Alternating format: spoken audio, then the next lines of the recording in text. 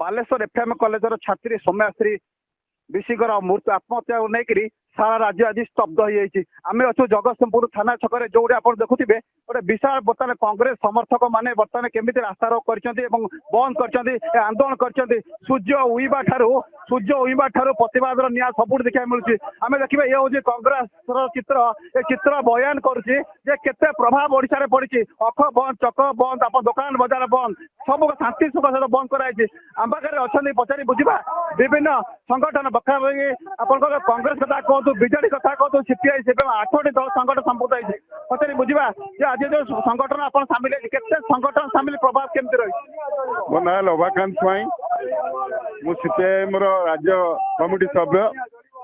आज समग्र राज्य रे 8टी राजनैतिक दल तरफ बंद डाकरा दिखाई बंद साधारण लोक अतिष्ठ हो जाती एक वर्ष भितर बीजेपी शासन रे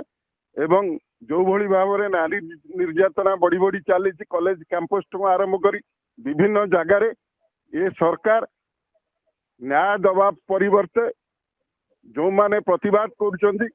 जो माने प्रतिरोध कर अक्रेशमूलक भाव आक्रमण करुच्ची ये सरकार तिले मात्र रहा दरकार नहीं शिक्षा मंत्री इस्तीफा दबा दरकार मुख्यमंत्री भी इस्तीफा दबा दरकार एवं न्यायिक तदंत हवा दरकार ये हूँ न्यायिक तदंत आवश्यक कारण ये सरकार नारी मान महिला मान सुरक्षा दे पार ना आम पाखे आउ कि कांग्रेस वरिष्ठ नेता पचार आज आंदोलन कौन रहा निश्चित भाव में प्रभाव सुदूर प्रसारी कारण समग्र ओडिशा रे ये आंदोलन 8टी विरोधी दल को नहीं करा जगतसिंहपुर जिले में 8टी विरोधी दल सहायता जो बंद डाकरा दि जाता आज संपूर्ण भाव में लोक स्वतंत्र भाव में जो बजार घाट बंद कर आज गाड़ी गुड़ा बंद होती जो समर्थन मिली स्पष्ट होशा राज्य में गोटे आशा कर जो मैंने परिवर्तन करते सरकार को से परिवर्तन तक आशा मौलीगला कार्य किसी है ना नारी सुरक्षा दि जा पारा ना तेणु आमर न्याय मिलवाई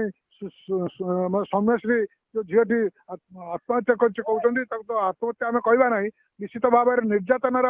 शिकार है सी आज आत्महत्या करू मारी दि जाए कह पड़ो तेणु आज उच्च शिक्षा मंत्री इस्तीफा दाबी करुँ नारी सुरक्षा संगे संगे समग्र ओडिशा रे जो भाव में आईन श्रृंखला ठारू आरंभ कर नारी निर्यातना ठारू आरंभ कर अराजकता सृष्टि होती ये सरकार ये मोहन सरकार एवं केंद्र जो बीजेपी सरकार ये उभय आज ओडिशा राज्य को प्रतारणा कर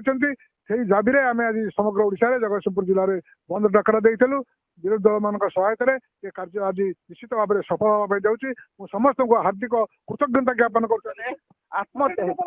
सौम्याश्री आत्महत्या सामाश्री आत्महत्या करनी हत्या कर बीजेपी सरकार कर स्पष्ट कर कांग्रेस वरिष्ठ नेता करते युवक अच्छा छात्र अच्छा वरिष्ठ कांग्रेस कौन देखो आम निश्चित भाव में मुख्यमंत्री उच्च शिक्षा मंत्री एसपी कलेक्टर सिस्टम जिते जन अभियोग कर ट्वीट कर समस्त इस्तीफा दाबी करें एबीपी ना जो आतंकवादी संगठन चलती बीजेपी गोटे एबीपी सक्रिय सदस्य बीजेपी एबीपी न्याय दे पारानी आज एम्स कॉलेज रे अन्य अलग दल लोक विरोध कर तेणु सी एम्स मरी ना से मृत्युवरण करते केवल जमी नवदास को से एयरलिफ्ट कराई मृत्यु को एयरलिफ्ट केवल राष्ट्रपति प्रोग्राम 2 दिन बंचे रखी से कांग्रेस अन्य अलग दल को भितर छाड़ ना एबीपी बंचे पारे सिक्यूरीटी गार्ड साजुले तो समस्त को अरेस्ट हवा दरकार प्रत्येक बीजेपी जो मैंने घटना घटाई समस्त अरेस्ट हमार अभियोग कांग्रेस करुच्ची कौन कहे जो आंदोलन देखो ये आंदोलन ओडिशा नारी मान सुरक्षा नारी मान स्वार्थ नारी मान जातिर सम्मान मोहन माझी सरकार वर्षे है आसला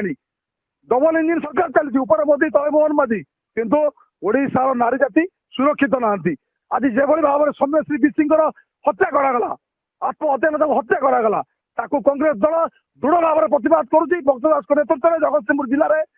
जटोबारी जिला कांग्रेस सभापति नेतृत्व में आम आज पिकेटिंग करुचु शांतिपूर्ण भाव में आंदोलन करुँ जनसाधारण को निवेदन करुचु आसतु नारी निर्यातनाकारी मोहन सरकार विरोध में आम एक हवा शासन को हटईदवा रहा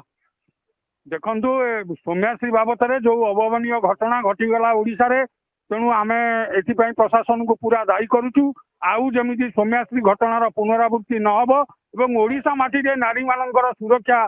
निश्चित हम ये दाबी नहीं आम प्रशासन निकट में दाबी करुचु एवं यार प्रतिवाद करी आम आज जगतसिंहपुर बंद डाकरा देचु ओडिशा बंद डाकरा देचु